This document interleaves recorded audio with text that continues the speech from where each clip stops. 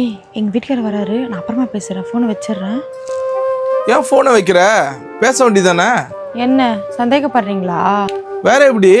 எங்கள் வீட்டுக்காரர் வராரு, ஃபோனை வையின்ற, வேற என்ன நினைக்க சொல்ற? என்ன எதுவும் தெரியாமல் நீங்களே ஏதாச்சும் யோசிச்சுட்டு ஏதாச்சும் ஒன்று பேசாதீங்க.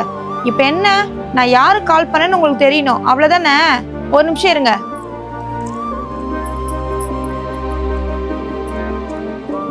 ஹலோ. என்னடி ஃபோனை கட் பண்ணிட்ட?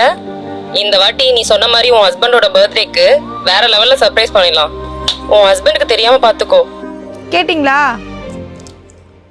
போதுமா?